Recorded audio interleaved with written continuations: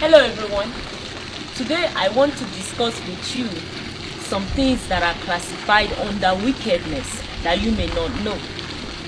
Whenever we think of wickedness, we imagine that wickedness only apply when somebody takes someone else's life. But after salvation, the Lord revealed to me several things that are classified under wickedness to Him. So stay tuned. You may be doing one of the things that are wicked and you may not know it. Wickedness number 6. Sleeping with or having sexual relationship with someone else's husband or wife. Anybody that choose to get themselves involved in this type of life choice have no idea of the damage they do to the family system. Not only do you deprive the wife and children of time with their father or time with their mother, you also set yourself up to be an enemy of God. We often quote the Bible passage that says, "What God hath joined together, let no man put asunder." No matter what your reasons are or what your excuses are, you are the one putting the asunder. The resources of time and money that the other partner ought to put into his or her family, you divert it to yourself. Some girls, they target wealthy men. They go to parties, they go to different places, and they search out who is who. They don't care whether the man is married or not. They have their agenda. Other girls go as far as becoming friends with the wife, with the intention to gain access to the man, to seduce him and gain access to his wealth. Other girls say, "But he told me his wife is a bad woman and she does not treat him well." When Eve messed up in the Garden of Eden, I don't recall God giving Adam another woman. Anyway, the Lord said the two shall become one flesh. The three cannot become one flesh.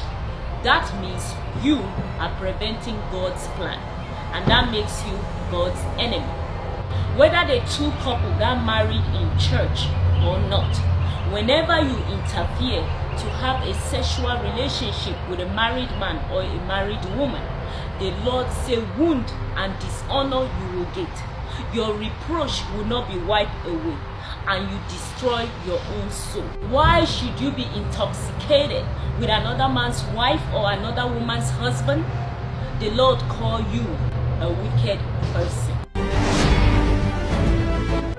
Wickedness number 5. Your hairstyle can feed a family. Your clothing, your purse can feed the whole village. The amount of money that you waste on yourself can build a hospital. You spend outstanding on yourself while your own neighbor cannot even afford one meal a day. And so you feel bad for your neighbor who have not eaten even one meal, while you go and put on your Brazilian hair or whatever it is for thousands of naira, hundreds of dollars, or whatever your currency is. You feel bad for that little child that is sleeping on the side of the road, while you go and buy another car or another item that you don't need. All you do is feel bad. Sometimes it's even your own immediate family that are suffering, but you do not notice because you are too busy trying to wear the latest whatever and catch up with the latest competition, and your own immediate family is suffering. Women are supposed to be caretakers of the society. They are supposed to be caring. They are supposed to look around their environment and see where there's needs and take care of it. Especially women that are their husband or they themselves are in power. They are supposed to bring the eyes of the men to see the needs of the society.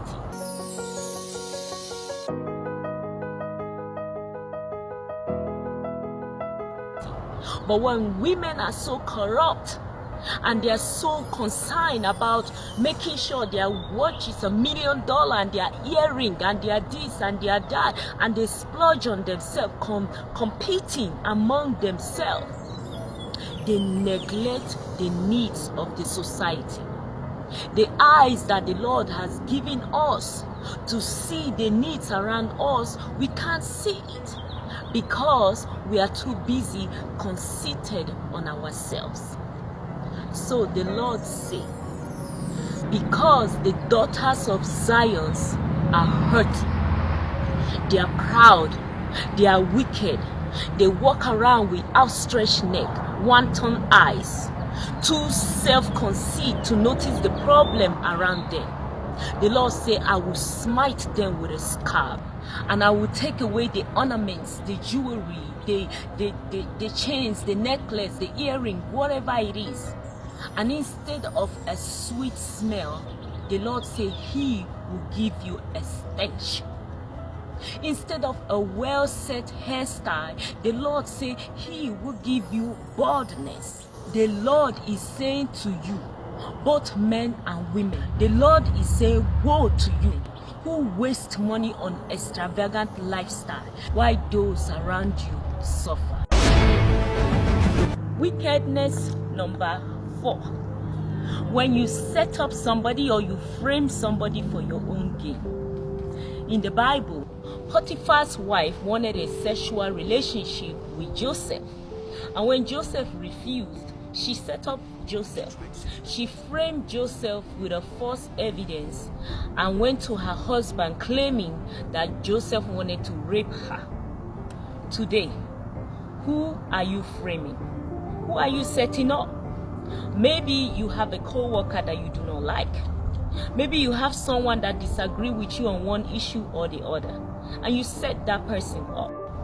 Maybe you have someone that a lot of people love and you're jealous of that relationship, and so you set the person up so that that person can be hated and you can be loved. Maybe you lied against somebody and got them fired. The Bible says that a false witness will not go unpunished. In fact, the word of God said that 6 things the Lord hates, 7 an abomination.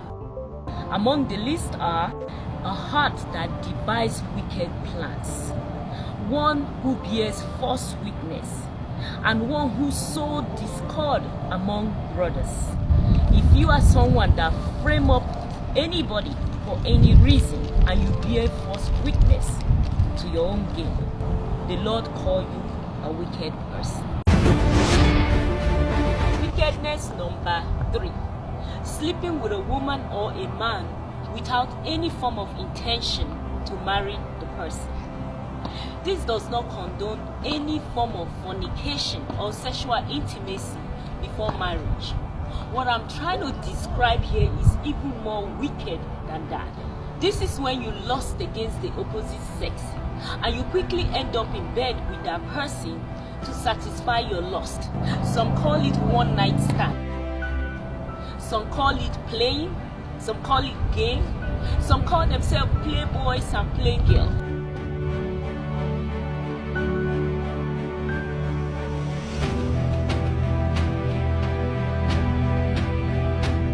The Lord call it wickedness. The Bible tells us about Onah, that Onah had intercourse with Tamar and purposefully emitted on the ground to avoid getting Tamar pregnant. The Bible says the thing which he did displeased the Lord, and the Lord killed him. So if you go around, sleeping around, calling yourself player, playboy, one night stand, whatever it is, know that your days are numbered. The Lord call you wicked. Wickedness number 2. Somebody offered you a service, or maybe you have workers that work for you, and when it's time to pay them, you withhold their pay. You intimidate them and tell them there is no money. Or maybe you agreed on certain amount, and after the job is completed, you decide to pay less than agreed. Because after all, there's nothing they can do to you. Some employers use the money that is assigned to pay the workers to build a house in their village, buy extra car, or live extravagant life. The workers suffer. They cannot feed their family. And so they resort to other means of caring for their family, like bribery and all other sort of things.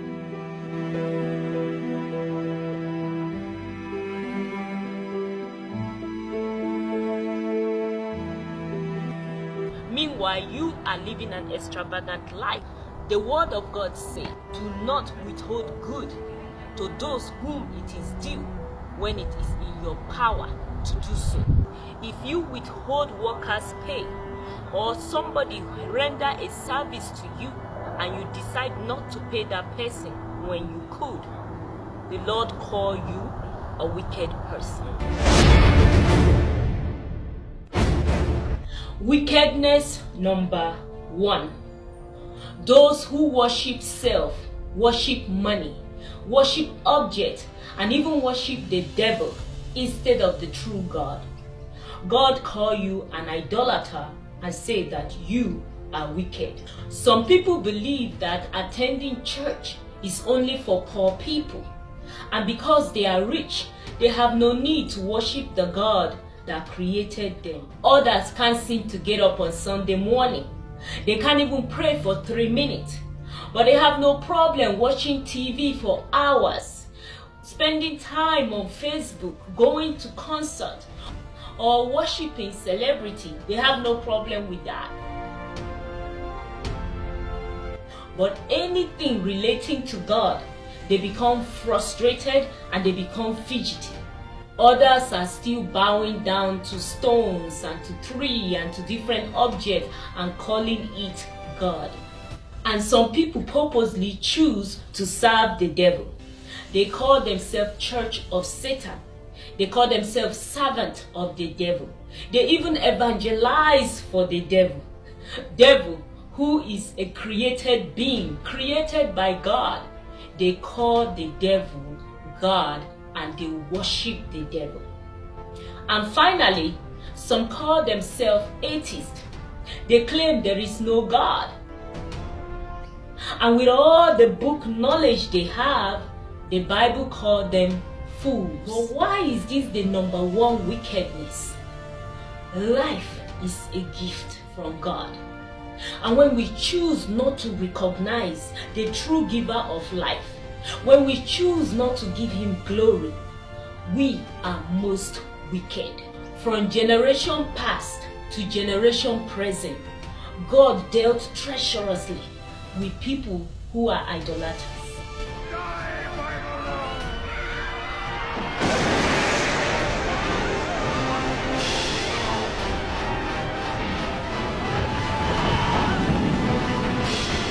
From the children of Israel to any present people, you are number 1 God's enemy when you make any other thing God over your life.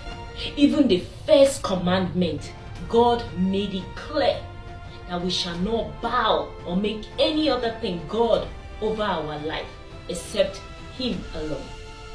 This is something God does not play with. God calls you a wicked person. The bottom line is, God said there shall be no peace for the wicked, and God is not mocked. Whatsoever a man sows, he reaps. So if you are living a life of wickedness, you can choose to put an end to it right now, or you can choose to ignore the word of God and the warnings of God and suffer the consequences. Whatever your choice is, life is about making choices. Choose wisely.